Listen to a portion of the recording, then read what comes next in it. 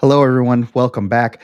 My name is Jeff Mendelson, and this is the One Big Tip podcast. And today, I am really pleased to have with me on the line Randy Herbertson. Sorry, I messed that up. Randy Herbertson. Randy is a recognized brand strategist, conceptor, and creative director with over 20 years of marketing and innovation experience in the client agency and media worlds, from entrepreneurial to corporate environments. More recently, Randy is working in the boutique agency world, owning and operating two firms, including the Visual Brand, which he founded in 2013. He also has strong experience in social media, digital innovation, packaging, industrial, and environmental design. He is also a corporate mentor to a number of emerging companies and individuals. So, this is going to be a great conversation today. Randy, thank you so much and welcome to the show. Thanks, Jeff. Glad to be here. So, there was a lot of detail in that intro, right? Where you've been involved in in a lot of projects. I was stalking some of the portfolio items that you had on the website. You've worked with some really big names. Can you please take a few minutes to just tell us a little bit about your background and how you got to where you are today? Sure thing. So I guess the common thread through all this is that I've been in sort of the innovation field my whole career, really, starting even on the corporate end where I was working on new products and services. And that's really essentially what we do today. So with larger clients, we're working usually with the innovation teams, if those exist, or marketing people. And then we do work with smaller companies that are usually starting out or at a very early stage of their business and that need more things basically from us.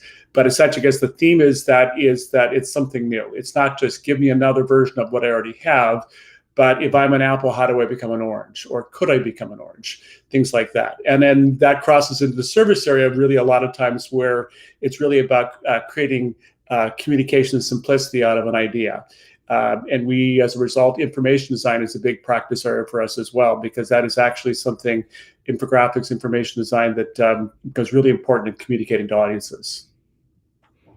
Amazing stuff. So, when one of the things that we were talking about during the pre-show is that actually our journeys to building our companies are rather similar. Like, I've told this story before, how I've gotten fired from so many jobs already, and finally I was just like, God, I'm going to do this myself, and just make myself unemployable. How was that journey for you in terms of, like when you go into a corporate environment and you're working for somebody, and then you're like, something, I should be doing this for myself. How Yeah. did that manifest itself in your world? Well, it very similarly, I kind of had the epiphany when I said, I'm doing this, and I could, why should I do this for someone else when I could do it for myself? Obviously, corporate politics and everything are always something you deal with when you're working, particularly with a bigger company. And so I just, made that jump up decision, about 15 years ago, when I said it's time to do it on my own. And fortunately, I had relationships and started business right away. The one big thing, the two big things. Number one is when you do that, you realize there's a lot of things you don't know how to do. I'm not an accountant. I wasn't a salesperson. And you learned how to do all those things as a private business person. But what also you get to do is do it the way you want to do it. And that was sort of the key in the innovation world, is that there are a lot of firms that do the right brain or the left brain. They're the strategic part of the business or the creative part of the business, not often really at a high level on both. And that was sort of my goal, is to create a company that really brought both those things together at a high level. And that's essentially what we've done. One of the things that is intensely interesting for me is that I've done some work for several advertising agencies, right? And I always go into these environments basically in awe on how you can come up with such a creative, unique, and innovative design pitch. The whole around marketing plan. When someone comes in, and it's usually, it can also be quite random, right? Because you don't necessarily choose your clients who come in, right? Unless you're, super niche and super boutique. But just the creative juices that need to go in and create something out of nothing, or even just like with that little bit of impetus. How let's talk about that. Part of what your one big tip is is how to embed creative thinking into your DNA, how to actually make it come out. How does that how does that come out in your environment? I mean, and more importantly, how do you teach that to other members of your team that can also, so that they can also benefit from that process in order to deliver a great product for the next client that's paying you to do it? So for starters, I would tell you that every great idea has a great strategic backbone somehow. And the strategic backbone really informs the creative process and vice versa. So that's actually job one, is that, and frankly, what that does, that I say a lot, is that creates a common language between you and your client. Because if you've agreed on where things are coming from and the strategic backbone, then you can really then identify and give good feedback and guide the creative work. And so, I mean, there are instances where a creative idea brilliantly came out of nowhere, and and it works, but usually it has something behind it. So that's number one. And so even with my teams, my teams that do those parts work day to day very, very closely together, and they're not separate. And really, one leads to the other. The creative thinking DNA really is something that I've worked on for a number of years. And it's really how to identify how your creative brain works, even if you're not doing something creative, honestly, and how to identify how other people's creative brains work so you can work together, basically, because it's the old classic 1+1 = 3. If we both complement each other and do things and understand how our brains work, then we build a better product.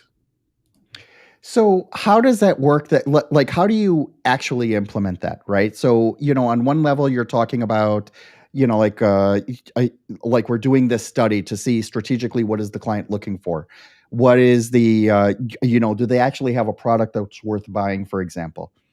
How do you then take that and shape it into something that's actually presentable, to the rest of the world, and that basically people will understand, even in like a complex industry?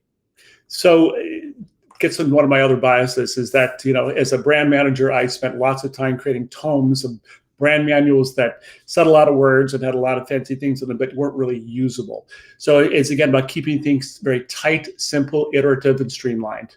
And so that's essentially what our strategic backbone is. It's very iterative. It starts really from what we call the motivational drivers. And there's usually like 4 to 6 of those, and that leads through to your constituents, and then to your brand proposition, and then ultimately to your brand vocabulary. But the way it really works is that they're iterative. One leads to the next. In actually building those, you sometimes go backwards and forwards because you realize things aren't working. But at the end, you have a simple 12-page document that basically guides everything you do. And then this is, again, we usually do this very in tandem with our clients, and they're a part of the process. And so at the end, we have a common language. So we understand where it came from and how it delivers. Even like things like we have a brand personality ladder, which ladders back to what are your functional emotional drivers. And then at the end, your brand vocabulary is also your communication code. These are words that fit into your drivers, that speak to your constituency, that live under the umbrella of your brand proposition. So it doesn't take a novel to do that. And at the end, we literally are referring to that all the time. We're presenting something creatively, and they go, yeah, and this is how it fits within who we are. Okay, in a brand personality, this is how it's going to speak to this audience and why it's going to speak to this audience. And so it becomes a really nice way to not only develop the work, but also to present the work, and to also have the client give you feedback against the work. So in the perfect world, and it usually works this way, the client will then use that also and to give feedback.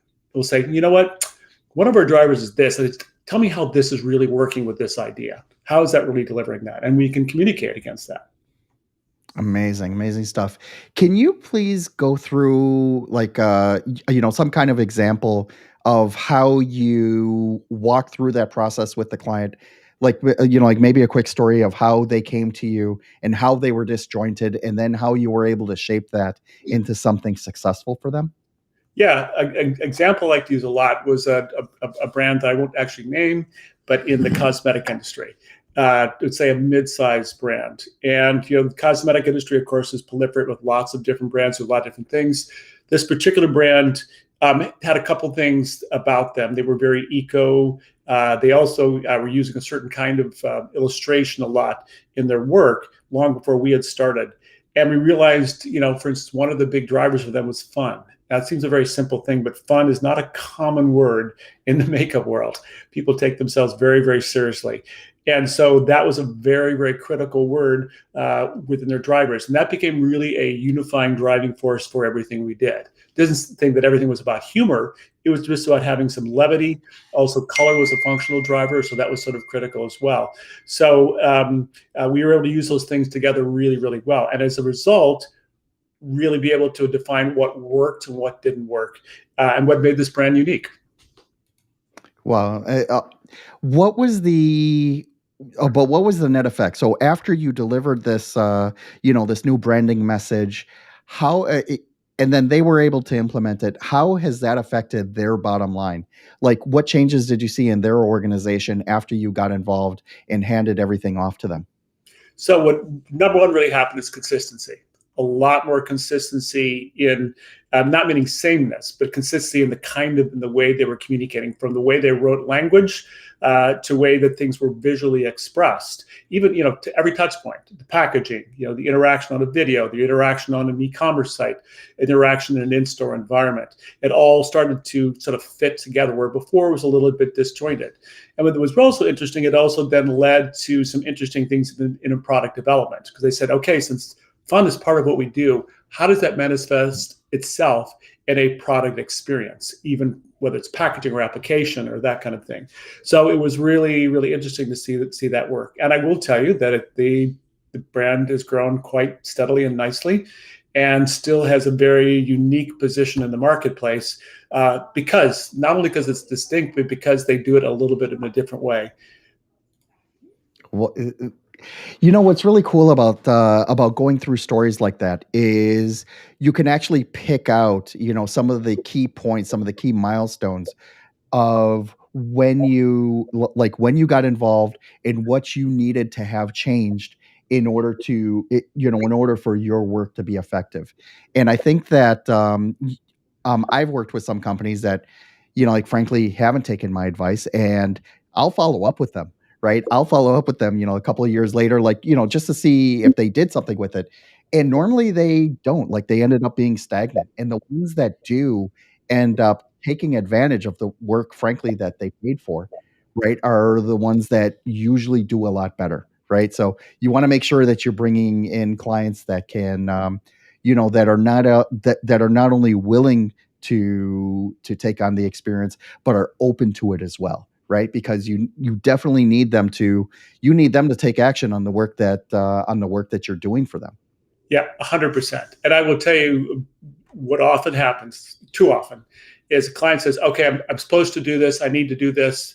And you do it, and then they don't use it, right? Because they said they felt they needed to do it. Obviously, very unfulfilling as an agency. But, again, it served the client well as well if they don't follow it. And again, there are the examples, we work currently with a global company in the, let's say, the craft business. Craft, not a retailer. And we 12 years ago redid a very globally well-known identity, and then built really 3 brand platforms for the 3 big brands, and they're still using it. It's still using it today.